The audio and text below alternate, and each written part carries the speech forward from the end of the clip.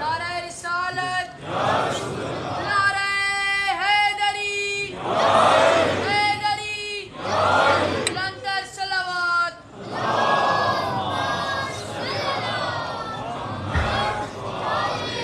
مجلس کے اختتام پہ ماتمداری ہوگی انشاءاللہ۔ صلوات پڑھے محمد و آل محمد۔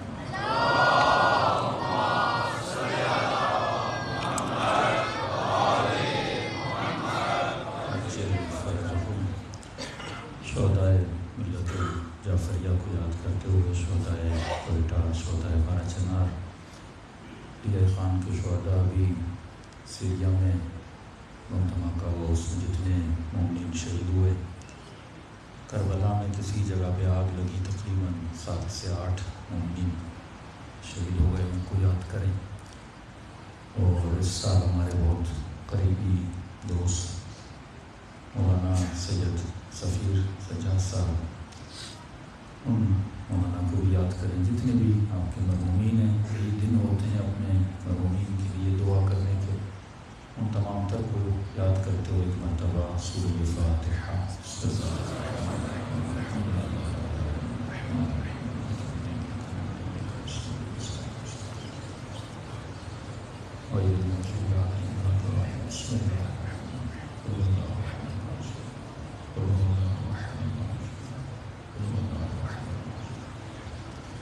ربنا تقبل منا انك انت السميع العليم۔ صلوات پڑھے محمد و آل محمد۔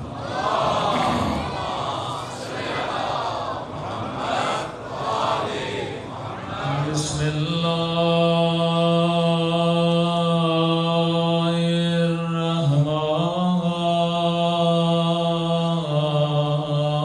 الرحمن الرحیم۔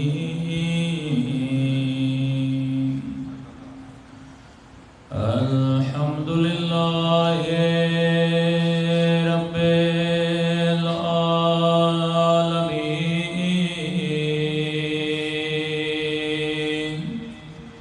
الحمد للہ کما هو أهله۔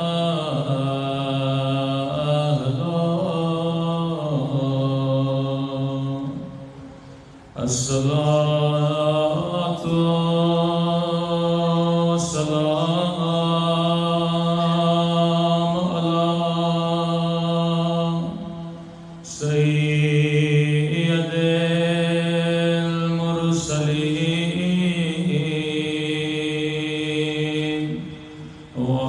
وخاتم النبيين أبي القاسم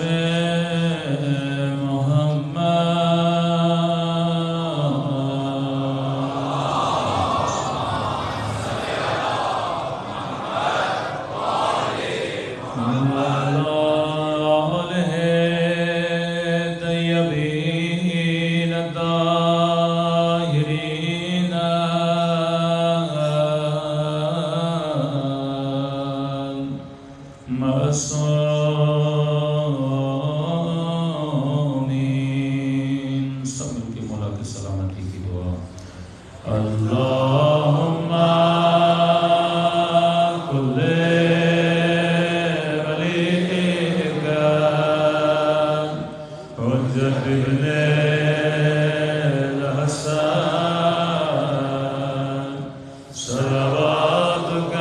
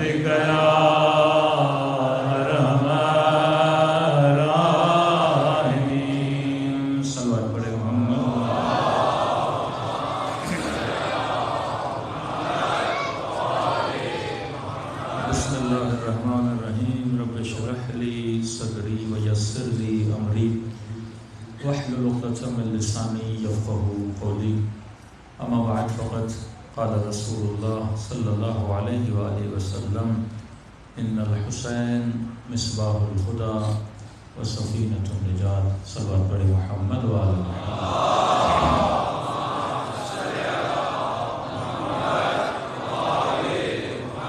دعا ہے پروردگار عالم ان دنوں میں ہم سب کی عزاداریوں کو اپنی بارگاہ میں قبول فرمائے اور جس مقصد زندگی کی خاطر یہاں جمع ہوتے ہیں خدا ان مقاصد میں بھی ہم سب کو کامیابی نصیب فرما دے.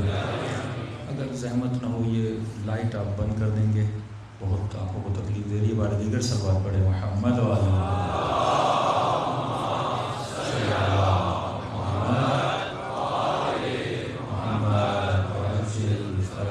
اب فطرت بشر ہے کہ انسان کو اللہ کا دیا ہوا نور اچھا نہیں لگتا. ہم فیک نور چہروں پہ ڈال کے روشنیاں بڑھانا چاہتے ہیں.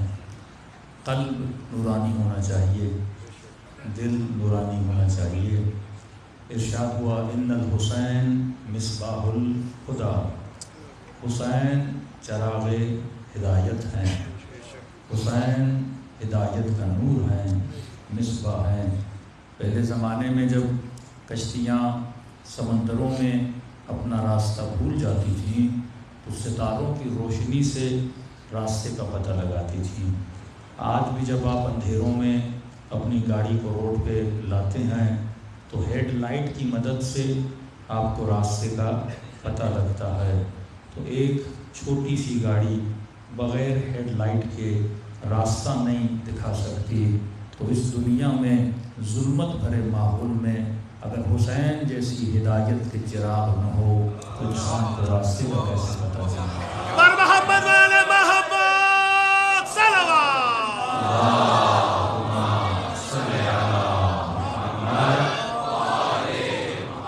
واقعاً یہ نبی کا فرمان انسان کو آج کے ماحول میں بھی کل کے ماحول میں بھی سمجھنا چاہیے تھا کہ جب تو ظلمتوں میں گھیر جائے، جب ظلمتیں تمہیں پکڑ لیں تو ان ظلمتوں میں اگر کوئی چراغ ہے تو وہ حسین ابن علی ہیں. ہر زمانے میں یہ تھا. اب الفاظ بدل بدل کے سمجھایا گیا. کبھی کہا علی مع الحق والحق مع علی، علی حق کے ساتھ ہے، حق علی کے ساتھ ہے.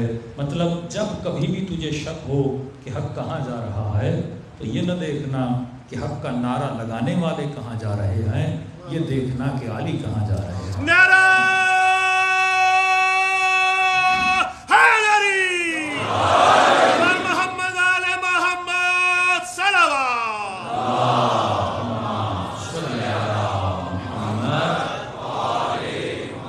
اسی طرح ہر امام کے بعد جب دوسرا امام آیا، وہ معاشرہ جو زمانے میں رہتا تھا یہی پریشانی ہوتی تھی حق کیا ہے. اب اچھا کچھ تو لالچ میں چلے گئے نا یزید کی طرف، کچھ حکومت کی خاطر، کچھ دولت کی خاطر، کچھ مال کی خاطر. لیکن یہ نہیں کہ سب ایسے تھے. کچھ ایسے تھے جو واقعاً سمجھتے تھے کہ بنو امیہ حق پر ہیں، اپنی جانیں قربان کرتے تھے. تاریخ کربلا میں ملتا ہے کہ شب عاشور غسل شہادت کر رہے تھے کہ کل ہم امام حسین کو قتل کرنے کے بعد اگر مارے گئے تو کیا کہلائیں گے؟ شہید کہلائیں گے. یہ مسجدوں میں، یہ روزوں پر، یہ امام باڑوں میں، یہ روڈوں پر جو اللہ اکبر کہہ کے اپنے وجود کو اڑا رہا ہے، آپ کیا سمجھتے ہیں کہ یہ لالچ کی وجہ سے کر رہا ہے؟ نہیں، یہ اس لیے کر رہا ہے کیونکہ جو کر رہا ہے اسے کیا سمجھ رہا ہے؟ حق سمجھ رہا ہے. مسئلہ یہ ہے کہ اس نے جس چراغ کو چنا ہے وہ چراغ نہیں ہے. جسے وہ ہدایت سمجھ رہا ہے وہ ہدایت نہیں ہے. نوح کا بیٹا بھی سمجھتا تھا کہ پہاڑی تک پہنچ جاؤں گا اور بچ جاؤں گا، لیکن نوح کہتے رہے نہیں میرے لال، اگر کشتی نجات ہے تو یہ ہے جس پہ نبی سوار ہے. تو کشتیاں ہزاروں ہوں گی، کشتیوں کو نہ دیکھا کرو، سوار کو دیکھا کرو. اگر سوار حسین ہے تو اس کے سواری بھی جنتی بن جاتے ہیں. دو باتیں رسول نے فرمایا حسین چراغ ہدایت ہے، وسفینۃ النجات، اور کشتی نجات ہے. ایک مرتبہ آپ کہتے ہیں مولانا ہم نے کراچی جانا ہے، راستہ بتائیے. مومن کہتا ہے مولانا میں نے کربلا جانا ہے، کیسے جاؤں؟ کچھ کہتا ہے حج کرنا ہے، کیسے کروں؟ تو ہم کہتے ہیں پاسپورٹ کا لینا ضروری ہے، ویزا کا لگنا ضروری ہے، کچھ پیسے بھی ہونے چاہیے، بائی روڈ یا بائی ایئر جہاز پہ چڑھو گے، فلاں جگہ پہ اترو گے تو اس سرزمین کا نام مثلاً کربلا ہے یا مکہ ہے. میں نے آپ کو کیا بتایا؟ ایڈریس بتایا. لیکن فرمایا حسین وہ امام ہے جو صرف ایڈریس نہیں بتاتا، وہ سفینۃ النجات، وہ تجھے دکھاتا بھی ہے، کشتی پہ بٹھا کے جنت تک لے بھی جاتا ہے. پر محمد والے محمد صلوات.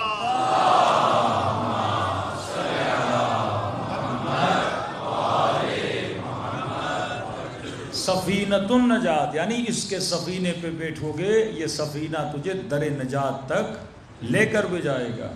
اب ذہن میں سوال پیدا ہوتا ہے یہ کشتی واقعاً ہے کیا؟ آج اگر کوئی مومن اس کشتی میں بیٹھنا چاہتا ہے، یہ کشتی کیا ہے؟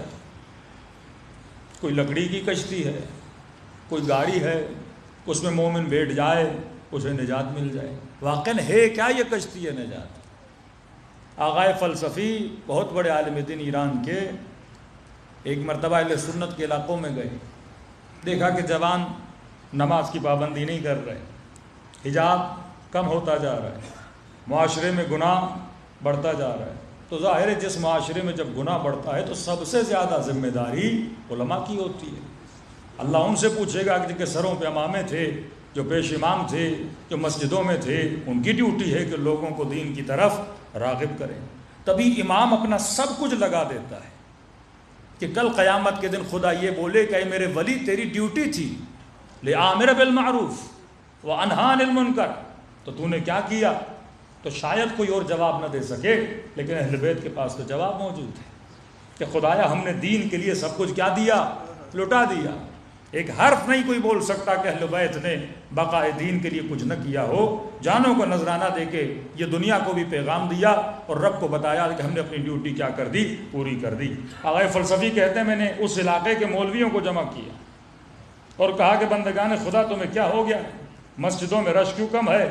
بے دینی کیوں پھیل رہی ہے؟ لوگوں میں دین گریز کیوں بنتے جا رہے ہیں؟ لوگ دین سے بھاگ رہے ہیں. کیوں نہیں تم لوگ تبلیغ کرتے؟ کیا نہیں پتا امر بالمعروف کی اہمیت کیا ہے، نہی عن المنکر کی اہمیت کیا ہے؟ اب سارے بیچارے مولوی سنتے رہے، آغائے فلسفی تقریر کرتے رہے. آغائے فلسفی کہتے ہیں جیسے میری تقریر ختم ہوئی ایک اہل سنت کا عالم کھڑا ہو گیا، کہنے لگا آغائے فلسفی جو آپ کے پاس ہے وہ ہمارے پاس نہیں ہے. آپ آج ہمیں ڈانٹ رہے ہو کہ تبلیغ کیوں نہیں کرتے، کہ مسئلہ یہ ہے کہ ہمارے پاس حسین نہیں ہے. تم شیعوں کے پاس حسین ابن علی ہے. ہم جوانوں کو جمعے پہ تھوڑے بہت لوگ جمع ہو جاتے ہیں، ایک دو خطبے سنا دیتے ہیں، لیکن جو اپرچونٹی تم لوگوں کے پاس ہے کہ نام حسین پہ ہزاروں لوگ جمع ہو جاتے ہیں، تم کو زحمت نہیں کرنی پڑتی. ایک اشتہار لگانا پڑتا ہے کہ مجلس حسین ابن علی، اور لوگ خود آ جاتے ہیں. تم بڑی آسانی سے تبلیغ کرتے ہو کہ ہمارے جمعے میں بڈھے تو آ جاتے ہیں، خواتین نہیں آتی، بچے نہیں آتے. لیکن اللہ نے تم لوگوں کو جو نعمت دی ہے فرش حسین کے نام سے، کہ بچے بھی بیٹھتے ہیں اس فرش پر، بوڑھے بھی بیٹھتے ہیں اس فرش پر، جوان بھی بیٹھتے ہیں اس فرش پر، خواتین بھی وہاں پر آتی ہیں. تو فرمایا جو نعمت حسین کے نام سے خدا نے آپ کو دی ہے وہ ہمیں یہ نعمت نہیں دی ہے. پر محمد والے محمد صلوات.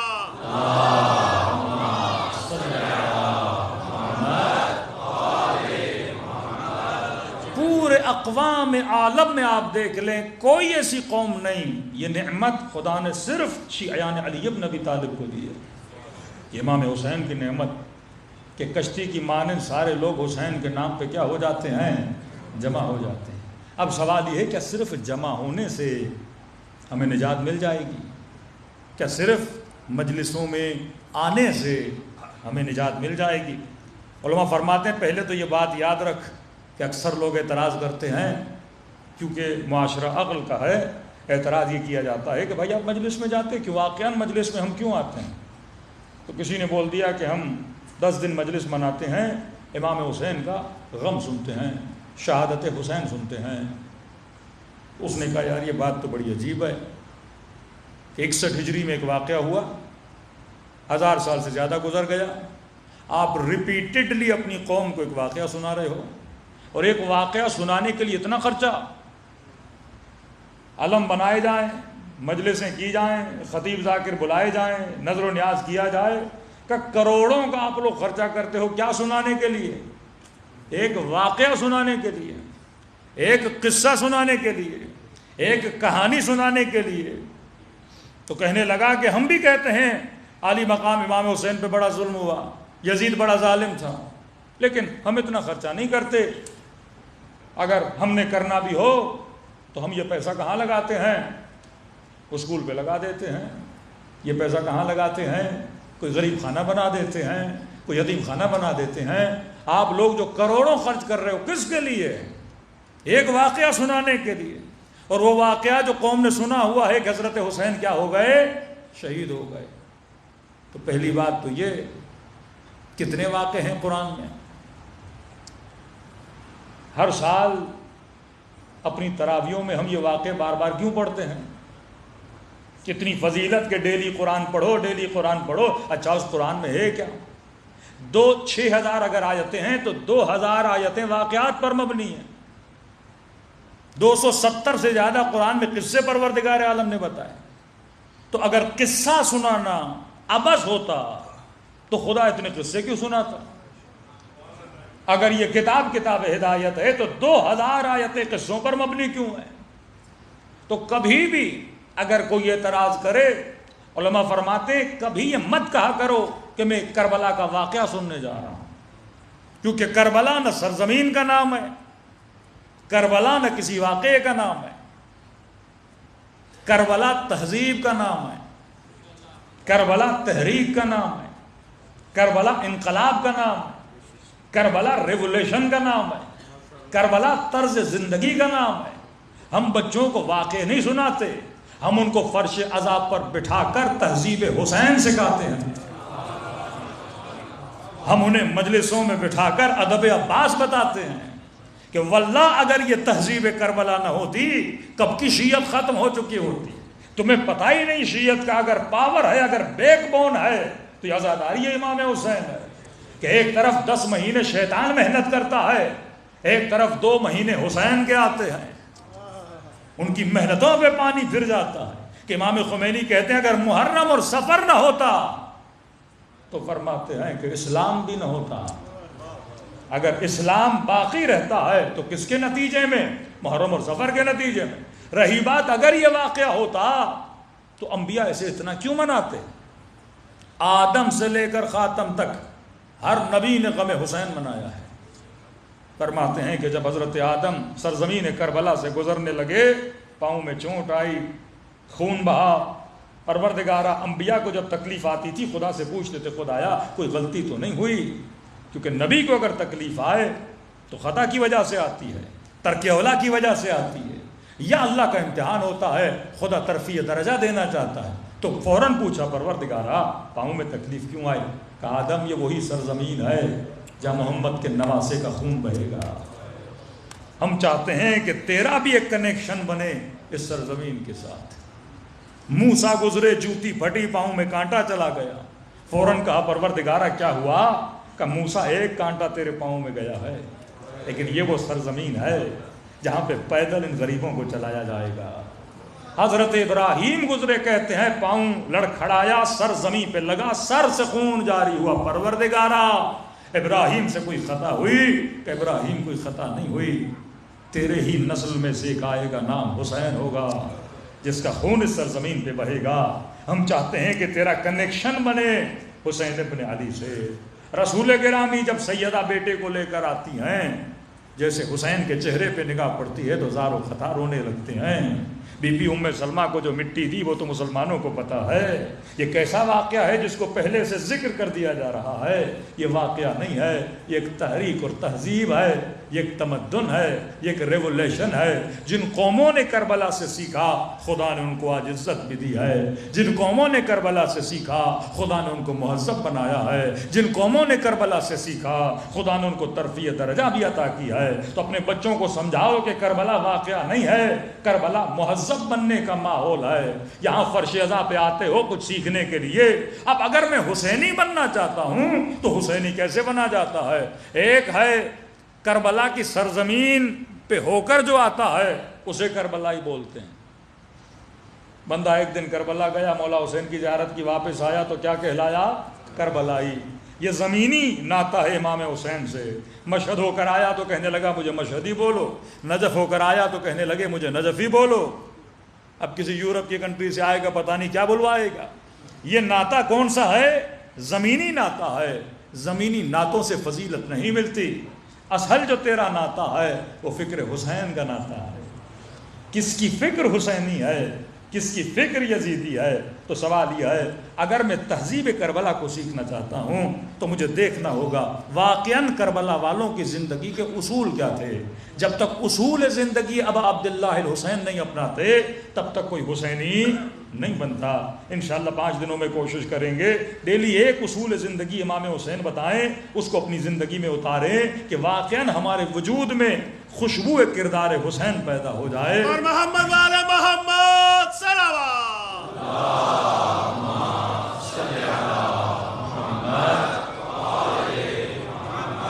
اصول کا مطلب جن اصولوں اور پلرز کے تحت اہل بیت زندگی گزارتے تھے. مثلا ایک بھائی آپ کو بولتا ہے کہ بھائی میرے دل میں بھی غم حسین ہے. شیعہ بھی بولتے ہیں میرے دل میں غم حسین ہے. اب مجھے کیسے پتا چلے کس کے دل میں غم ہے؟ باطن جب تک ظاہر نہ ہو بندے کا پتہ نہیں لگتا. ایک آدمی بولے ہم آپ سے بڑی محبت کرتے ہیں, بڑی ارادت رکھتے ہیں. بھائی مجھے کیسے پتہ چلے کہ آپ مجھ سے محبت بھی کرتے ہو, ارادت بھی رکھتے ہو؟ بندہ خدا کو بولے خدایا میں تیرا بڑا عاشق ہوں, اللہ کو کیسے پتہ چلے تو اس کا عاشق ہے؟ نشانیاں ہوتی ہیں نا. ہم شیعہ کہتے ہیں ہمارے دل میں غم ہے. اب دنیا بولے گی ہمیں کیسے پتہ چلے؟ ہم کہتے ہیں محرم میں شیعوں کی آنکھوں کو دیکھ لو, آنسو بتاتے ہیں کہ دل میں کیا ہے؟ غم ہے. ولادت کا دن آتا ہے, چہرے کی مسکان بتاتی ہے کہ بندہ اہل بیت کی خوشیوں میں کتنا خوش ہے. کہتے ہیں ماتم, بھائی ماتم اظہار غم ہے, آنسو اظہار غم ہے. کیسے دنیا کو بتائیں کہ ہم کتنے غمگین ہیں؟ اظہار کر کے بتاؤ گے نا. محفل لعب و لہب میں ایک بندہ کیسے بتاتا ہے؟ ناچ کے بتاتا ہے نا کہ میں کیا کر رہا ہوں. بندے کے اعمال بتاتے ہیں کہ وہ کس جگہ سے اس کا تعلق ہے. تو اسی طرح اگر کوئی بندہ خوش ہوتا ہے ہنس کے بتاتا ہے میں خوش ہوں. اسی طرح اصول زندگی اہل بیت کا مطلب یہ ہے کہ اگر مولا علی کا لقب ہے امام المتقین, صاحب تقوی, کیسے پتہ چلے کہ علی متقی ہے مثلا؟ یا آپ یہ پڑھتے ہیں کہ سیدہ فرماتی ہیں ترتعش وجودها, مصلی عبادت پہ کھڑی ہوتی تھیں, وجود کا حصہ حصہ کانپتا تھا. یا امام حسین زیارت دعائے عرفہ میں یہ فرمائیں کہ الہی اخشاک کانی اراک, اے خدا حسین تیری عبادت ایسے کرتے ہیں جیسے حسین تجھے دیکھ رہے ہیں. تو ایک لفظ میں ادا کرتا ہوں لیکن واقعاً اس لفظ پر میرا ایمان ہے کہ نہیں یہ کیسے پتا چلے گا؟ ایک اصول زندگی امام حسین ابی عبداللہ الحسین مولا علی جو کھلم کھلا اصول تھا جو اہل بیت کی زندگی میں نظر آتا تھا, وہ پہلا اصول جس کو آج ڈسکس کریں گے فرماتے ہیں وہ اصل تھا خوف پروردگار عالم. کوئی ایسا امام ہمارا نہیں ملتا جس کے وجود میں یہ اصل نہ ہو, خوف خدا. نماز اس لشکر میں بھی اس لشکر میں فرق یہ ہے یہ نماز پڑھ رہے ہیں خوف خدا, وہ نماز پڑھ رہے ہیں خوف ہی نہیں. اذانیں یہ بھی دے رہے ہیں اذانیں وہ بھی دے رہے ہیں, لیکن حسین کی اذان میں خوف خدا کی رمق ہے, ان کے وجود میں خوف خدا ہے. یہ بولتے ہوئے بھی سوچتے ہیں کہ ہم کیا بول رہے ہیں, یہ دیکھتے ہوئے بھی دیکھ رہے ہیں کہ ہم کیا دیکھ رہے ہیں. اسی خوف کو امام حسین نے حر کے وجود میں ٹرانسفر کیا نا, کہ تیری عزا پہ تیری ماں بیٹھے, خوف ہے نا. پوری رات سوچتا رہا حسین نے کیا کہا مجھے, اپنا مقام بتایا کہ دیکھ تو کس کا بیٹا ہے, میں کس کا بیٹا ہوں. جب ایک لفظ حسین کے لیے بے ادبی کا تم منہ سے نہیں نکال سکتا, اس حسین کے گلے پہ چھری کیسے چلائے گا؟ خوف. شمر بے باک سینے ابی عبداللہ الحسین پہ بیٹھا ہے, بے باک ہو کے. کیوں اختلاف ہے کہ مولا حسین کا سر کس نے قلم کیا؟ کبھی کہتے ہیں سنان نے کیا، کچھ کہتے ہیں شمر نے کیا. 7 نام آتے امام حسین کے سر قلم کرنے والوں کے لیے. نام اس لیے آتے ہیں کیونکہ گئے سب تھے، جرت کسی کو نہیں ہوئی. آگے بڑھتے تھے، حسین کو دیکھتے تھے، خوف آتا تھا. یہ تو نبی کا نواسا نا. واپس آ جاتے تھے، ہم نے سب کر لیا، یہ نہیں کر سکتے. شمر آخر میں آگے بڑھا، سینے حسین پہ سوار ہوا. اس وقت بھی امام کہہ رہے ہیں مجھے دیکھ، میں کون ہوں، مجھے دیکھ. کیا تو جانتا نہیں میں کس کا نواسا ہوں؟ روایت میں ملتا ہے کہ مولا بار بار اسے متوجہ کرنا چاہتے تھے کہ پہچان میں کون ہوں. یہ ہونٹ جو تو دیکھ رہا ہے یہ وہی ہیں جس پہ نبی بوسہ دیا کرتے تھے. یہ چہرہ وہی ہے جس پہ میرے نانا بوسے دیا کرتے تھے. متوجہ کر رہے ہیں کہ شمر، تاکہ تھوڑا سا اس کے دل میں کیا پیدا ہو جائے، خوف پیدا ہو جائے. یہاں تک کہ روایات میں جب لئی خنجر چلانے لگا، گلا نہیں کٹ رہا تھا، پوچھنے لگا کہ حسین میں چھری چلا رہا ہوں، گلا کیوں نہیں کٹ رہا؟ مولا فرماتے کیونکہ اس جگہ پہ اما زہرا نے بوسہ دیا. یہ بوسگائے رسول ہے، خنجر نہیں چلے گا. تبھی امام زمانہ فرماتے اس نے گلا آگے سے نہیں کاٹا، اس نے گلا پیچھے سے کاٹا. خوف جب وجود سے ختم ہو جائے تو انسان قاتل بنتا ہے. یہ نہیں کہ کلمہ وہ نہیں پڑھتا تھا. آج مسئلہ خوف پروردگار عالم کا ہے. اہل بیت کی زندگی میں جو سب سے زیادہ چیز نظر آتی تھی اللہ کا خوف، اور آج معاشرے میں جو سب سے زیادہ کم ترین چیز پائی جاتی ہے، نماز کی کمی نہیں، روزوں کی کمی نہیں، تسبیحوں کی کمی نہیں، اللہ کی کمی نہیں، مولویوں کی کمی نہیں، مفتیوں کی کمی نہیں. کمی ہے تو خوف خدا کی کمی ہے. اور یہ وہ چیز ہے جو اہل بیت کے وجود میں بارز ترین صفت، خوف پروردگار عالم. وسط میدان میں کوئی خاتون یا کوئی مولا علی سے مسئلہ توحید پوچھنے آتا ہے، ابن عباس کہتے ہیں چلا جا، میدان میں تو مسائل پوچھ رہا ہے. امام فرماتے ڈانٹتے ابن عباس، علی اسی لیے تو جنگ لڑ رہا ہے. وسط میدان میں مولا اس کا عقیدتی مسئلہ حل کرنے لگے. یہ خوف خدا. جنگ چل رہی ہے، وسط جنگ میں امام حسین مصلی بچھا کے اذان دیتے ہیں، نماز پڑھاتے ہیں، یہ بتانے کے لیے کہ حسین کے وجود میں خوف پروردگار عالم کتنا ہے. اب دعویٰ تو سب کرتے ہیں کہ ہمارے وجود میں اللہ کا خوف ہے. پتہ کیسے چلے کہ واقعاً میرے وجود میں اللہ کا خوف ہے کہ نہیں؟ معصوم فرماتے اس کی 5 نشانیاں ہیں. اگر خوف خدا ہے چیک اینڈ بیلنس کرو نا. اب بولے میں علی کا بڑا ماننے والا ہوں، بھائی مجھے کیسے پتا چلے؟ کیا بڑے نعرے سے پتا چلتا ہے تو علی کا بہت زیادہ مارنے والا ہے؟ کیا لمبی صلوات سے پتا چلے گا اب رسول کے بہت زیادہ ماننے والے ہو؟ نعرہ مارنا، صلوات پڑھنا یہ بھی نیک کام ہے، لیکن جو نشانیاں اہل بیت نے بتائی ہیں کہ جب تک وہ نشانی نہ ہو تب تک ثبوت نہیں. آپ بولتے ہو میں پاکستانی ہوں، تو مجھے کیسے پتا چلے آپ پاکستانی؟ شناختی کارڈ دکھاؤ گے تو پتا چلے گا نا. اب ہر بندہ بولے میں اللہ کہتا ہے تو کوئی چیز دکھا تو صحیح نا، کہ میں بھی تو مانوں کہ تو توحید کا ماننے والا ہے، میں بھی تو مانوں تیرے وجود میں خوف پروردگار عالم ہے. 5 سائن، 5 نشانیاں اہل بیت بتاتے ہیں. فرمایا جس کے وجود میں یہ 5 نشانیاں ہیں وہ صاحب خوف پروردگار عالم ہے. اور یاد رکھیے خوف 2 طرح کے ہوتے ہیں، ایک مذموم، ایک ممدوح. اچھا خوف، برا خوف. بہترین خوف ہے پروردگار عالم کا خوف. وہ خوف جو برا ہے وہ یزید کا خوف ہے، وہ ظالم کا خوف ہے جس سے ہم ڈرتے ہیں. مال کے کھونے کا خوف، بیٹے کے جانے کا خوف، بیوی کے چھوڑنے کا خوف، کسی کے مرنے کا خوف، اپنے بیمار ہونے کا خوف. یہ بھی سارے تو خوف ہے نا. الا ان اولیاء اللہ لا خوف علیہم ولا هم یحزنون. جو اللہ کے ولی ہیں ان کے وجود میں کوئی خوف نہیں ہوتا، اور ساتھ میں کہا غم نہیں ہوتا. کیونکہ غم بھی خوف کے ساتھ آتا ہے. جب خوف آتا ہے تو غم آتا ہے. کھونے کا غم، مقروض ہونے کا غم، بیمار ہونے کا غم، یہ سارے غم ہوتے ہیں. اور شیطان بھی انہی چیزوں سے ڈراتا ہے. میری نہیں مانو گے تو مار دوں گا، بیٹا چھین لوں گا، فقیر کر دوں گا، زخمی کر دوں گا. یہ شیطان کے حربے ہوتے ہیں. لیکن کہ اولیاء اللہ اگر خوف رکھتے ہیں خدا کا، اس کے علاوہ کسی کا خوف نہیں رکھتے. اس کی مثال میں آپ کو اس طرح دوں کہ ایک بندہ اگر قانون کو فالو کرے، مثلا آپ ہائی وے پہ گاڑی چلا رہے ہیں، ڈرائیونگ لائسنس بھی ہے، اسپیڈ بھی آپ لمٹ میں چلا رہے ہو، ہر چیز کو فالو کر رہے ہو.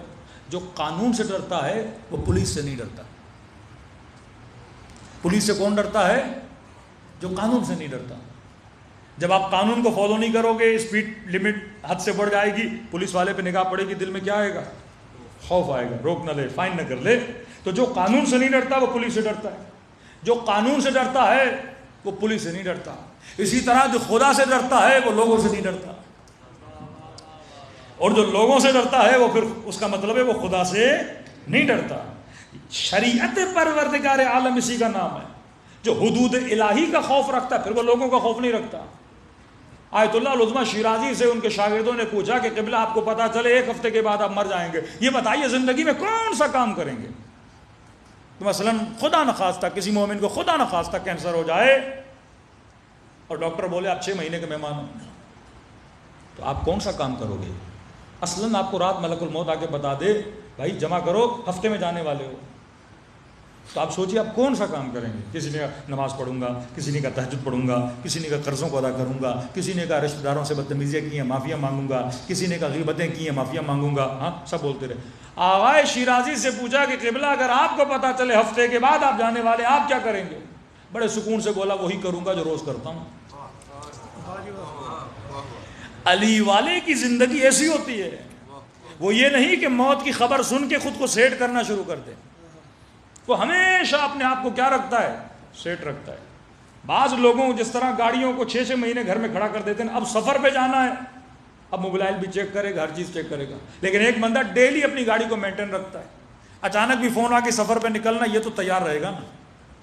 علی والے کی مثال اسی طرح ہے، وہ ڈیلی بیسس پر خود کو تیار رکھتا ہے. فرماتے رات جب سوتا ہے اسے پشیمانی نہیں ہوتی میں یہ کر لیتا. اس کی زندگی ہوتی ایسی ہے، وہ ڈیلی بیسس پر کیا ہوتا ہے؟ تیار ہوتا ہے. اور یہ تیاری کب آتی ہے؟ جب انسان میں خوف ہے پروردگار عالم ہو. پہلی نشانی فرمائے خوف خدا کی پہلی نشانی، اگر یہ نشانی ہے تو سمجھو خوف خدا ہے. اگر یہ نشانی نہیں ہے تو خوف خدا کی لمٹ تیرے وجود میں کیا ہے؟ کم ہے. صلوات پڑھے محمد والے محمد.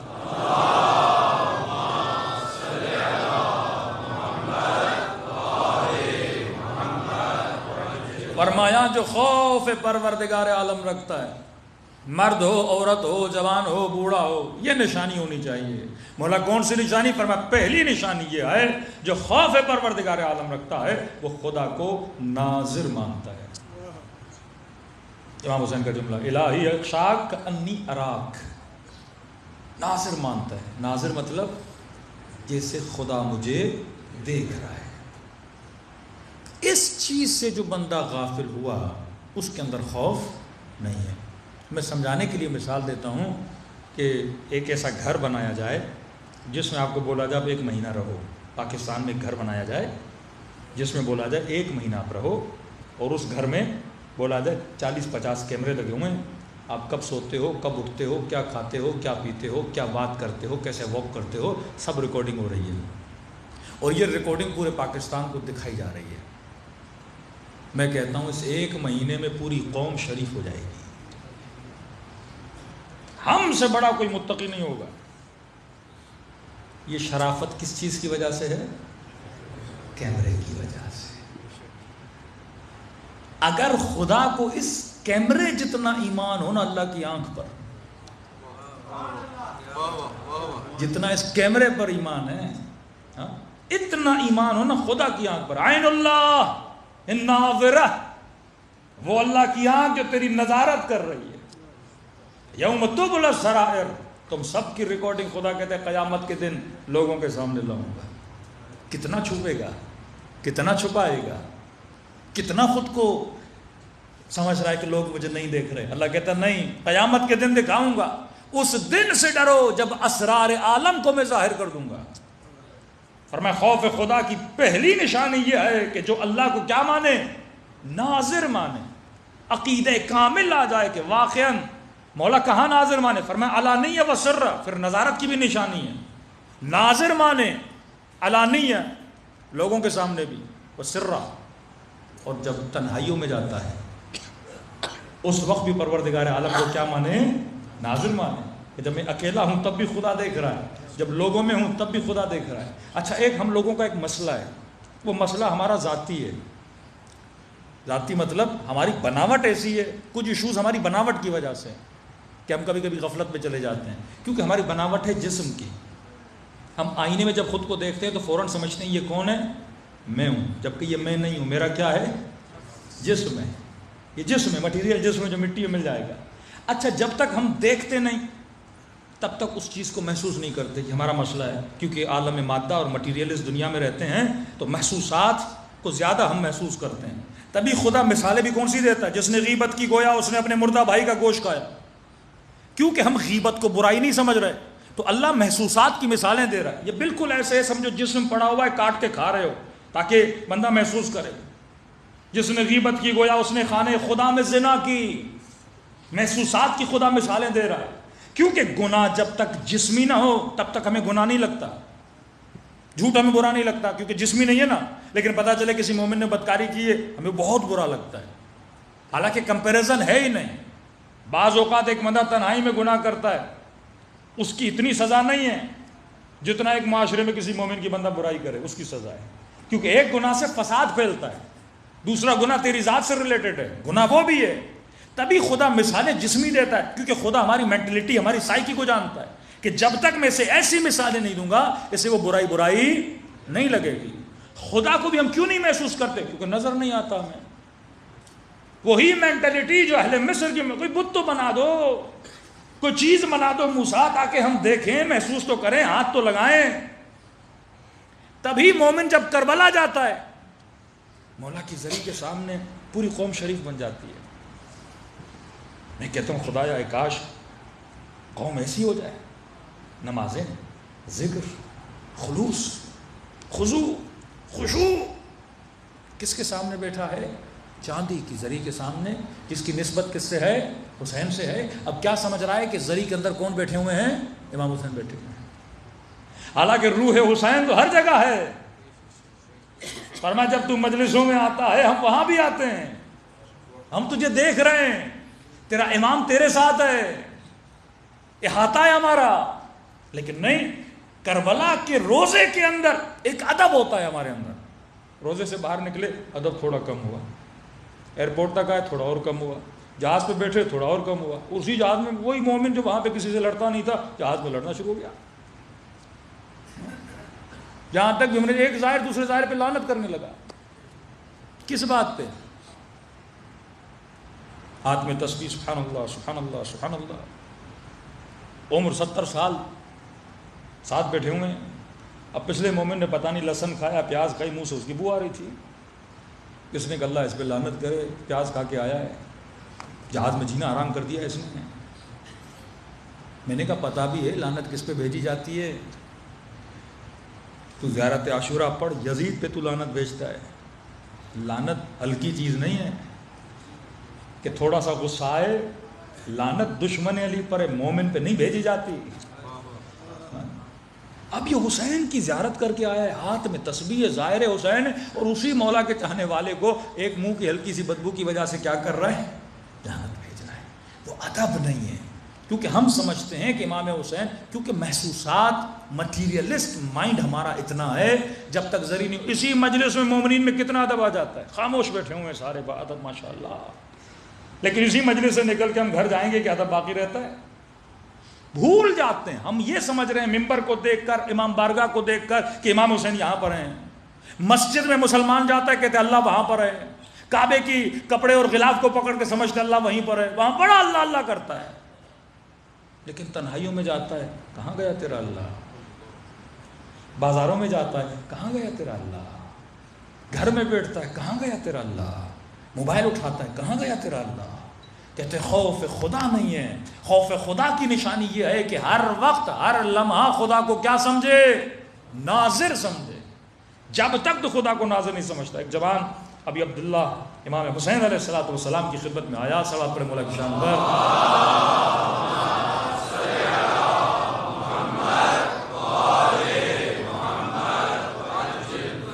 اچھا یہ سادہ لوگ، کم علم لوگ ہر زمانے میں تھے، اہل بیت سے آتے تھے. کبھی کبھی ایسے سوال کرنا جرم نہیں ہے، لیکن کبھی ہمارا سوال ہی غلط ہوتا ہے. یہ بھی آپ سوچا کریں. امیر المومنین خطبہ دے رہے ہیں، ایک بندے نے مولا نیچے اترے کہ یالی ایک بہت اہم سوال ہے. وہاں کو بولو کہ شیطان کی بیوی کا نام کیا ہے؟ مولا اسے لے گئے منبر کے کنارے، چند باتیں اسے سنائیں. باہر نکلا، دوسرے نے پوچھا کہ پتہ چلا بیوی کا نام کیا ہے؟ کالی سے نہیں پوچھنا دوبارہ. ایسا سوال کرو جس کو فائدہ ہو. مولا کیا خدا دنیا کو انڈے میں ڈال سکتا؟ بھائی سوال ہی اشکال ہے، سوال میں ہی مسئلہ ہے. عمر کا زمانہ تھا، ایک بندہ گیا خلیفۃ المسلمین، ایک سوال ہے. کہا کون سا سوال ہے؟ کہا خدا کہاں ہے؟ 5 منٹ عمر نے سوچا. اس نے کہا خدا عرش پر ہے. اس نے کہا آپ نے میرا مسئلہ حل کر دیا. کہ کیا مطلب؟ کہ اس کا مطلب ہے فرش پہ گناہ کر سکتا ہوں اگر وہ عرش پر ہے. امیر المومنین نے سنا، اسے فوری لے کر گئے. مولا جانتے تھے، فرمایا بندے خدا تیرا سوال ہی غلط ہے. خدا کہاں ہے؟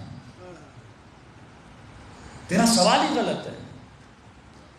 خالق جس چیز کو خلق کرتا ہے اس چیز میں نہیں آ سکتا. تشریح کی امیر المومنین اس کے سامنے. بعض اوقات واقعا ہمارے سوال کیا ہوتے ہیں؟ غلط ہوتے ہیں. سوال بھی بندہ سوچ کے کرے میں کیا سوال کر رہا ہوں. رسول کے پاس آتے تھے، یا رسول اللہ جو حضرت موسیٰ نے لکڑی سے اژدہا بنایا تھا وہ نر تھا یا مادہ؟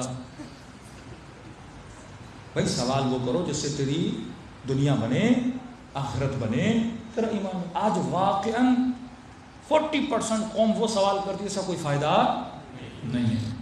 ایسے سوال کرو، بعض تاریخی سوالات، بعض حادثات کے سوالات جس سے میری زندگی کا کوئی لینا دینا نہیں ہے. اب حضرت عیسیٰ کی نانی کا بھی تمہیں پتہ چل جائے، دادا کا بھی پتہ چل جائے، اس سے بھائی کیا ہوگا؟ تمہارا ایمان بڑھے گا. ایسے سوال کرو جس سے انسان کا ایمان کیا ہو؟ بڑھنے لگے. مولا حسین، جی جوان، مولا کوئی ایسا راستہ بتائیے جہاں میں گناہ کر سکوں. امام حسین سے کہہ رہا ہے کوئی ایسا شارٹ کٹ بتائیے جس سے تھوڑی چھوٹ مل جائے گناہ میں. امام نے کہا ایک راستہ ہے. کہ مولا کون سا؟ کہا دیکھ وہاں جا کر گناہ کر جہاں خدا نہ دیکھے. ایسی جگہ جا کر گناہ کر جہاں خدا نہ دیکھے. کہنے کا مولا ایسی کوئی جگہ ہے تو نہیں. کا پھر ایسا سوال کیوں کر رہا ہے جب تجھے پتا بھی ہے کہ ہر جگہ پروردگار عالم موجود ہے؟ ہم اپنے ہر سوال کے لیے، کبھی ہر گناہ کے لیے جواب رکھتے ہیں، ہر خطا کے لیے جواب رکھتے ہیں. ایک چرواہا تھا، لوگوں کی بکریاں چرانے جاتا تھا. چند جوان پکنک کے لیے گئے، 6-7 دوست، بھوک لگی ان کو. چرواہا دیکھا 700-800 بکریاں، تو اس چرواہے کے پاس گئے. کہتے کہ ایک بکری ہمیں دے دے، جتنے پیسے تمہیں چاہیے ہم سے لے لے، کاٹیں گے، ذبح کریں گے، کباب بنائیں گے، تو بھی کھانا ہم بھی کھائیں گے، ساتھ مل کے مزہ کریں گے. اس چرواہے نے کہا کہ یہ بکریاں میری نہیں، امانت ہے، مردوں میں لوگوں کی امانت ہے، میں کیسے دوں تمہیں؟ کہ دیکھ پیسے تم دے رہے ہیں، یہ تو اور تیرا بھلا ہو گیا. تو کیا مطلب؟ کہ تیری نہیں ہے؟ کہ نہیں میری نہیں ہے. کن کی ہے؟ کہ دوسروں کی ہے. کہ دیکھ 800-900 بکریاں، ایک بکری اگر کاٹ بھی لی مالک کو کیا پتا؟ ہوتا تھا نا، 1000 بکریاں ہوتی تھی، امانت سمجھ کے لوگ دیتے تھے. کہ ایک بکری مر بھی گئی مالک کو کیا پتا؟ گنتا تھوڑی ہو کوئی ہر روز. اس نے کہا اگر پتہ چل گیا تو؟ کہا پھر بھی کوئی بات نہیں، بول دینا کوئی بھیڑیا آیا تھا، کوئی درندہ آیا تھا، اس نے کھا لیا. چرواہا امین بھی تھا، با تقویٰ بھی تھا، خوف خدا رکھنے والا بھی تھا. اس نے کہا بارک اللہ فیک، شاباش، تم نے ہر سوال کے لیے ایک جواب رکھا ہے. پوچھیں گے نہیں، پوچھ لیا تو بولنا کسی نے کھا لیا. جب ہم خطائیں کرتے ہیں نا، اکثر نوجوانی میں خطا ہو جاتی ہے، تو اس خطا کے لیے ہم کیا رکھتے ہیں؟ جواب رکھتے ہیں. باپ نے یہ بول دیا، بابا وہاں گیا تھا، یہ کیا تھا، دوست بیمار تھا، فلاں ہوٹل پہ دیر ہو گئی، کھانا کھاتے ہوئے دیر ہو گئی. ہاں 100 جوابات ہم اپنی خطا کو چھپانے کے لیے بناتے ہیں، 100 جھوٹ ہم اپنی غلطی کو چھپانے کے لیے رکھ لیتے ہیں. اس نے کہا شاباش ہے جوانوں، تم نے ہر سوال کا جواب رکھا ہے، لیکن یہ بتاؤ فَأَيْنَ اللَّهُ، اللہ کے لیے بھی کوئی جواب ڈھونڈ رہا ہے؟ جب خدا پوچھے گا کہ تم نے کسی اور کا مال کاٹ بھی لیا، دنیا والوں کو تو تم جواب دے دو گے، بکری گم ہو گئی تھی، بکری مر گئی تھی، بکری کو بھیڑیا کھا گیا، لیکن یہ بتاؤ فَأَيْنَ اللَّهُ، اللہ کا جواب کیا دو گے؟ یہی خطا یوسف کے بھائیوں نے سوچی.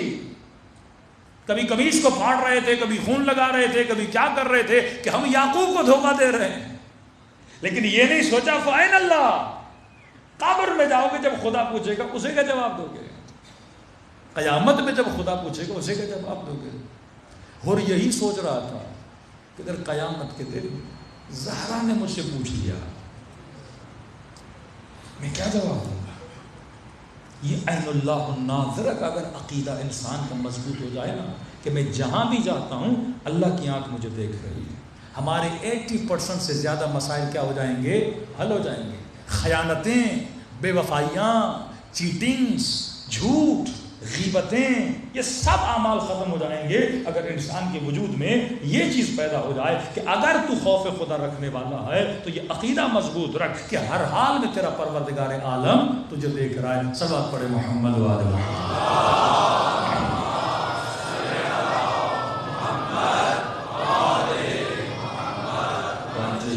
دوسری نشانی کا میں ذکر کر رہا ہوں، تفسیر میں کل جاؤں گا، وقت ہو چکا. دوسری نشانی پروردگار عالم کے خوف رکھنے کی یہ ہے کہ تمہاری زندگی میں سب سے زیادہ امپورٹنس کس کی ہونی چاہیے؟ اللہ کی ہونی چاہیے. قرآن کی آیت بھی حبیب ان عربوں کو کہو کہ ان کی بیویاں، ان کے بچے، ان کا قبیلہ، ان کا عشیرہ و اموال اقترفتموها، اور جو پیسہ یہ کماتے ہیں کیا اس کی ویلیو ان کے دل میں زیادہ ہے یا خدا کی ویلیو زیادہ ہے؟ جب ہم فیصلے اور ڈیسیجن لیتے ہیں تو سب سے پہلے ہم کس کو رکھتے ہیں؟ خدا کو رکھتے ہیں یا پیسے کو رکھتے ہیں؟ خدا کو رکھتے ہیں یا بچے کو رکھتے ہیں؟ خدا کو رکھتے ہیں یا بیٹی کو رکھتے ہیں؟ خدا کو رکھتے ہیں یا بیوی کو رکھتے ہیں؟ یہی عورت کا معاملہ ہے. وہ سب سے پہلے کس کو رکھتے؟ کوئی بھی زندگی میں ڈیسیجن لینا ہے. کربلا اسی چیز کا نام ہے کہ حسین نے کہا پروردگارہ دیکھ لے میرا اکبر تجھ سے زیادہ حسین کو عزیز نہیں ہے، میرے 6 مہینے کا اصغر تجھ سے زیادہ نہیں ہے. زینب کہتی ہے خدایا میری رضا تجھ سے زیادہ نہیں ہے، میری سکینہ تجھ سے زیادہ نہیں ہے. کربلا کے میدان میں آئے، نعرہ حسین تھا، بسم اللہ و باللہ و علی ملت رسول اللہ. شروع کیا تو نام خدا سے شروع کیا، کہ خدایا سب سے پہلے تو، اس کے بعد اکبر، سب سے پہلے تو، اس کے بعد عباس کے بازو، سب سے پہلے تو، اس کے بعد میری ننھی سکینہ. اس کے علاوہ کربلا میں کچھ بھی نہیں ہے. 9 کے نیزہ پہ سر ہے، کس کی تلاوت کر رہا ہے؟ اللہ کی تلاوت کر رہا ہے. سر کٹ رہا ہے، کسے سجدہ کر رہا ہے؟ اللہ کو کر رہا ہے. اور جاتے جاتے جو نعرہ حسین تھا وہ کیا تھا؟ رضاً بالرضا و تسلیما لامرہ لا معبود سوا. اے خدا حسین کس کی رضا پہ راضی ہے؟ تیری رضا پہ راضی ہے. کس کے امر کے سامنے حسین تسلیم ہے؟ تیرے امر کے سامنے حسین تسلیم ہے. کیوں؟ کیونکہ تیرے علاوہ حسین کا کوئی معبود نہیں ہے. وَيَبْقَى وَجْهُ رَبِّكَ ذُو الْجَلَالِ وَالْإِكْرَامِ. پرائرٹی زندگی میں کس کی ہونی چاہیے؟ میرے فیصلوں میں خدا کی لمبی اس بحث ہے کہ واقعا ہم اپنی پریکٹیکل زندگی میں، ایک مومن اپنے بھائی، اپنے رشتہ دار، اپنے دوست کی شادی میں جا رہا ہے، پتہ بھی ہے محفل گناہ کی محفل ہے. کیوں جا رہا ہے؟ دوست ناراض ہو جائے گا، بھائی ناراض ہو جائے گا. مطلب تم نے اللہ کو پرائرٹی نہیں دی. کسے دی؟ دوست کو دی نا. علی کا بھائی عقیل، مولا وظیفہ بڑھا. عقیل جتنا سب کو دے رہا ہوں تیری ضرورتوں کو علی جانتا ہے، کافی ہے کہ میں تیرا بھائی ہوں، زیادہ بڑھا بھائی ہوں. گرم لوہے کو اٹھایا، عقیل کے سامنے رکھا، نابینا تھا، ہاتھ لوہے پہ لگا. کہا تو کیسا بھائی ہے؟ بھائی کا ہاتھ جلا رہا ہے. کہا تو کیسا بھائی ہے؟ کہ مجھ سے مخالفت خدا کروانا چاہتا ہے. دنیا کی آگ تو اسے برداشت نہیں ہوتی، جہنم کی آگ کیسے برداشت کر پاؤ گے؟ پریورٹی کون؟ پروردگار عالم. علی مجھے خلیفہ بنا، طلحہ. علی مجھے گورنر بنا، زبیر. طلحہ زبیر. علی گورنر. ہم نے تجھے خلیفہ بنایا. میں نے تو نہیں بولا تھا. جو کرو کس کے لیے کرو؟ خدا کے لیے کرو. جتنی جنگیں لڑی امیر المومنین نے اپنی ذات کے لیے نہیں لڑی، ساری جنگیں پروردگار عالم کے لیے. تو میری زندگی میں فرسٹ پرائرٹی، اہم اور مہم، موسٹ امپورٹنٹ، امپورٹنٹ نہیں موسٹ امپورٹنٹ وجود کس کا ہے؟ اگر خدا کا نہیں ہے تو میرے وجود میں خوف پروردگار عالم نہیں ہے. میں ڈیسیجن جو لیتا ہوں اس کی بنیاد اگر خدا ہو تو وجود میں خوف خدا ہے. یہ اہل بیت تھے جنہوں نے سب کچھ لٹایا خدا کے لیے. امام سجاد فرماتے ہیں آدھی رات کا وقت ہے، وقت نماز ہوتا ہے، نماز تہجد. فرماتے ہیں پٹھی اپنا اٹھتی ہیں، وضو کرتی ہیں، جب نماز پڑھنا چاہتی ہیں بیٹھ کے نماز پڑھتی ہیں. پوچھا پھوپھی اماں کوئی تکلیف ہے؟ میں نے پورے سفر میں آپ کو بیٹھ کے نماز پڑھتے ہوئے نہیں دیکھا. فرمایا سجاد میرے لال، زندان میں کھانا بہت کم آتا ہے، میں سارا کھانا بچوں میں تقسیم کر دیتی ہوں. زینب کے بدن میں طاقت نہ رہی، کھڑے ہو کر نماز. بدن میں طاقت نہیں، پر پرائرٹی کس کو دے رہی ہیں؟ پروردگار عالم کو دے رہی ہیں. عجیب روایت ہے، کہتے ہیں شام غریباں جب خیموں کو آگ لگی، یہ ننھی بچی کبھی اس خیمے میں جاتی کبھی اس خیمے میں جاتی. پریورٹی اہل بیت نے کس کو دی؟ کہتے ہیں ایک لئی آگے بڑھا، اس بچی کو تماچے مارے، کانوں سے در چھینے. یہاں بچی چیخا ہوا، روئی، لیکن فرماتے ہیں نوک کے نیزہ سے بچی کے سر سے اس نے مکنا اتارا. حسین کی بیٹی کے 4 سال سر ڈھانپا ہوا ہے. اب یہ برداشت نہیں کیا، سکینہ نے چیخنا شروع کیا کہ بدبخت جو لینا ہے لے لے، میرے سر سے ردا نہ ہوتا. کہتے بچی نے دونوں ہاتھ اپنے سر پہ رکھ لیے اور سر اپنے گھٹنوں میں دے دیا کہ کسی کی نگاہ سکینہ کے سر پہ نہ پڑ جائے. اب وہ تو جو لینا تھا لے کے چلا گیا. اٹھی نہیں بچی، کافی دیر تک ویسے بیٹھی رہی، شاید کسی کی نگاہ میرے سر پہ پڑ جائے. اتنے میں بی بی زینب آتی ہیں، کہتی سکینہ سر اٹھا، رو کے کہتی ہے پھوپھی اماں میرا مکھنا لے کے چلا گیا، خوف ہے کسی نامحرم کی نگاہ میرے سر پہ پڑ نہ جائے. زینب رو بھی رہی ہے، سکینہ سر اٹھا. کہ پھوپھی اماں کیسے اٹھاؤں، مجھے کوئی چادر کا ٹکڑا دے دو اپنے سر پہ رکھوں. تیسری مرتبہ کا سکینہ سر اٹھا. روایت کے جملے، اب جو بچی نے سر اٹھایا نا، نگاہ پٹھی کے سر پہ پڑی ہے.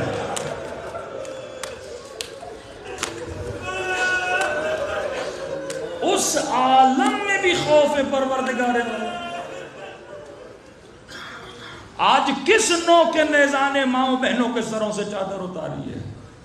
وہ نیزہ ہم خود ہیں جب ہم جاہل بنتے ہیں، وہ نیزہ ہم خود ہیں جب خوف پروردگار عالم نہیں ہوتا. کربلا تہذیب کا نام ہے. یہاں بیٹھ سیکھ کے حسین کی سوچ کیا تھی، یہاں بیٹھ دیکھ کہ زینب کے اصول کیا تھے. اگر وہ اصول تیرے اندر ہے، وہ تحریک تیرے وجود میں اگر جاری نہیں ہوتی، وہ ریولیشن تیرے وجود میں اگر پیدا نہیں ہوتی، تو مجلس کا کوئی فائدہ نہیں ہے. جذباتی رونا ہوگا، باقی کچھ نہیں ہوگا. لیکن اگر معرفت حسین لینا چاہتے ہو تو مجلسوں سے فکر حسین لے کر جاؤ. جو حسین سے ملا حر بنا، جو حسین سے ملا زہیر بنا، حسین سے ملا وہب بنا. آج دنیا یاد کرتی ہے کیونکہ فکر حسین کو لے کے اس جہاں میں چلا گیا. فرمایا یہ مت سمجھنا ہم تم سے پیار نہیں کرتے. ایمان کا درجہ سب کا ایک نہیں ہوتا. کوئی نماز پڑھتا ہے، کوئی کبھی نہیں پڑھتا، کوئی حجاب کرتا ہے، کبھی نہیں کرتا. لیکن حسین پھر بھی بلاتے ہیں، آجا یہ کشتی حسین ہے، یہ کشتی تیرے رنگ کو بدلے گی، یہ کشتی تیرے مزاج کو بدلے گی. کم از کم زندگی میں سال میں ایک بار کربلا ضرور جایا کریں اگر عشق کو تر و تازہ کرنا ہے. لیکن فرمایا اگر کربلا نہیں آ سکتے تو کیا، میں حسین پھر بھی سخی ہوں، میں حسین پھر بھی کریم ہوں. کسی نے کہا مولا بیمار ہوں، تنگ دست ہوں، نہیں آ سکتا. فرمایا کوشش کرا، کیونکہ مرنے کے بعد بہت پچھتائے گا. حسین کی زیارت کے ثواب کو دیکھ کر کہ زیادہ کرتا.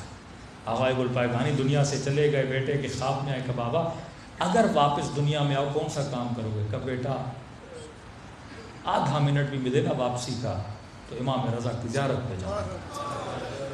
کہا بابا کیوں؟ آقا نے کوئی عدد بتایا، مثلا بولا اگر 100 مرتبہ مولا کی زیارت پہ جاتا، ہر زیارت کے بدلے میں 3 مرتبہ میرا امام مجھ سے ملنے آیا.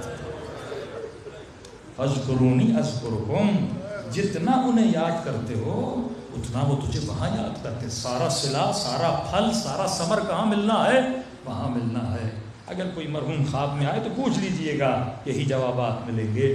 تو امام نے فرمایا ہم کریم ہیں، آ سکتے ہو آؤ، لیکن اگر نہیں آ سکتے تو خلوص دل سے مجھ حسین کو سلام کیا. مولا سلام سے کیا ہوگا کہ ثواب زیارت حسین ملے گا. مولا ایک سلام سے کا ایک نشانی ہے، جب مجھ حسین کو سلام کرو اگر نہ چاہتے ہوئے تیری آنکھوں سے آنسو آ جائے تو یہ مت سمجھنا یہ تیرے آنسو ہیں، حسین نے تجھے تیرے سلام کا جواب دیا. دلوں کو کربلا لے جائیں، قلوب کے قبلے کو کربلا بنائیں اور سلام کریں اپنے آقا کی مظلومیت. کل عاشورہ آپ نے منا لی، یقیناً جلوسوں میں، ماتمداریوں میں، گریوں میں آپ کا دن گزرا ہوگا. لیکن میں کہتا ہوں مومن پورا دن تو عزاداری کر کے تھک کے رات کو اپنے نرم بستر پہ سو گیا ہوگا. اصل مصیبت تو عاشور کے بعد نہیں پتا یہ بچی کل کی رات کہاں سو رہی ہے. جاتے جاتے حسین نے سینے پہ لٹایا کہ سکینہ آج جتنا سونا ہے بابا کے سینے پہ سو. لیکن سکینہ بابا کے جانے کے بعد اماں کو تنگ نہ کر رہا کہ مجھے میرے بابا کا سینہ چاہیے. آج کے بعد سیدوں کا سفر شروع ہے. کبھی کوفے کے بازار میں پتھر مارے جائیں گے،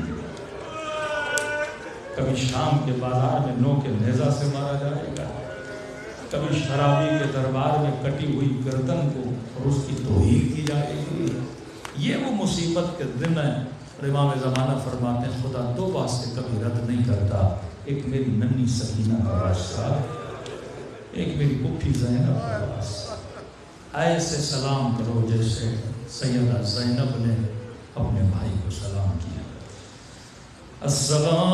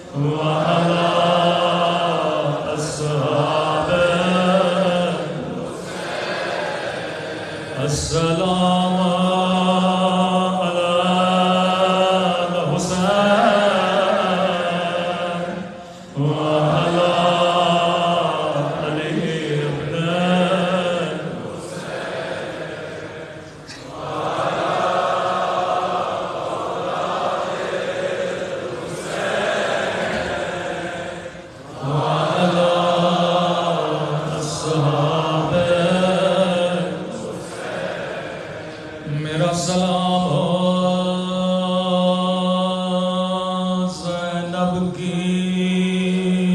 ٹوٹی ہوئی چادر پہ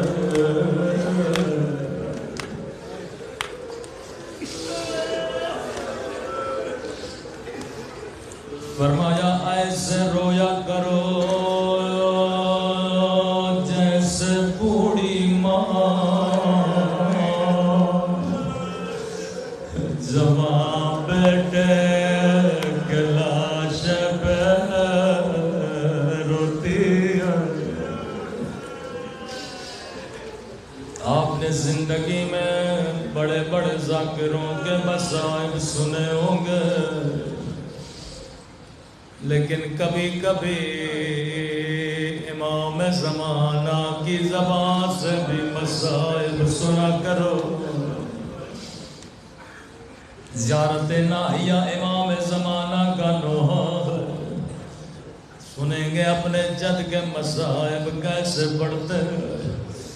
فرمایا میرا سلام ان زخمی کلائیوں پہ۔ کسی سلام میں میرے مولا نے نام نہیں لیا، میرا سلام ان زخمی کلائیوں پہ جنہیں پس گردن باندھ گیا۔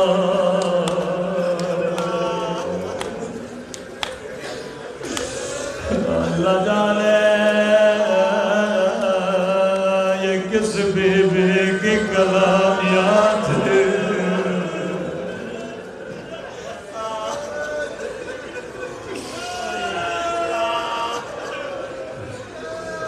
میں نے بڑا سوچا امام نے ان کلائیوں کو کیوں یاد کیا۔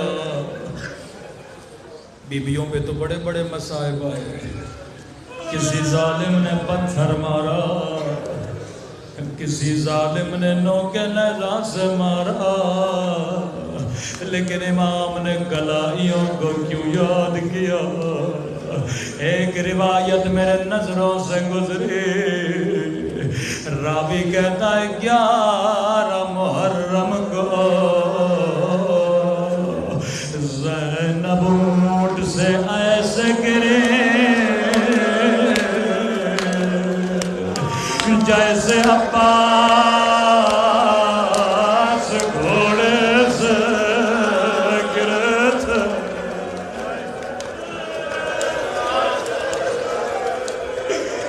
شاید کوئی بچہ سوال کرے مولانا عباس کے تو بازو سلامت نہیں تھے، زینب کے تو بازو سلامت تھے۔ میں نے کہا جواب میں نہیں دوں گا۔ امام زمانہ فرماتے میرا سلام ہو میری ان پھپھیوں پہ جن کے ہاتھ ان کی گردنوں سے بندھے تھے۔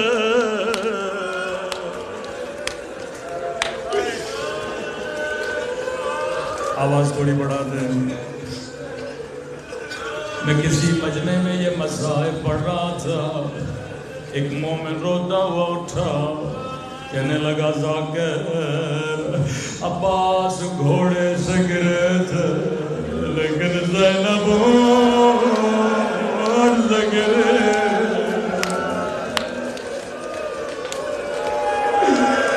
میں قربان بی بی زینب آپ کی مظلومیت میں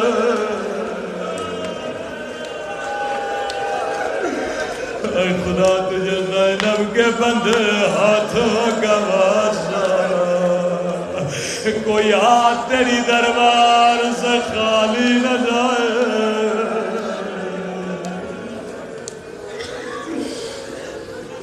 اگلا سلام اس سے بھی بڑا درد بھرا سلام ہے۔ فرمایا میرا سلام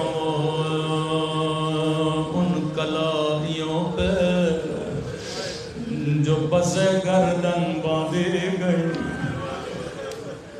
محسوس کر کے رویا کرو نام نہیں لے رہے میرے مولا. فرمایا میرا سلام ان ننے سے رخسار پہ. میرا سلام ان ننے سے رخسار پہ جن کا رنگ بدلتا رہا. رنگ بدل گیا بلکہ بدلتا رہا. کبھی شمر کے تماچوں نے رنگ نیلا کیا, کبھی ظالم کے تماچوں نے رنگ کالا کیا.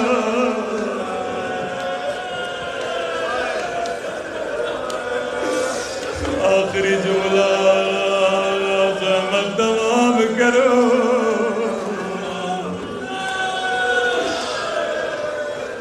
زندان شام بابا کا کٹا ہوا سر سکینہ کی گودی میں ہے.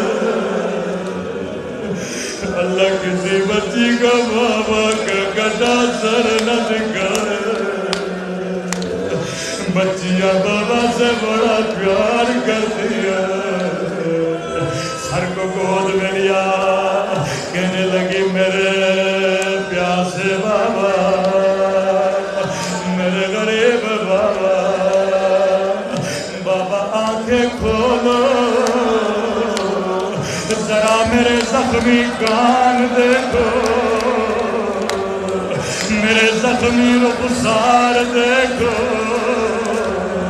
ایسا جملہ کہا حسین کا کلیجہ ہل گیا ہوگا.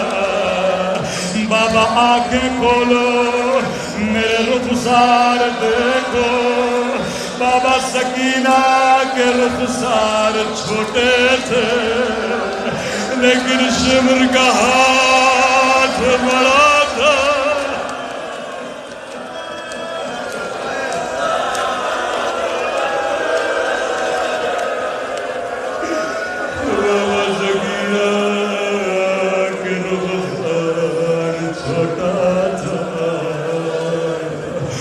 لیکن نہیں کہا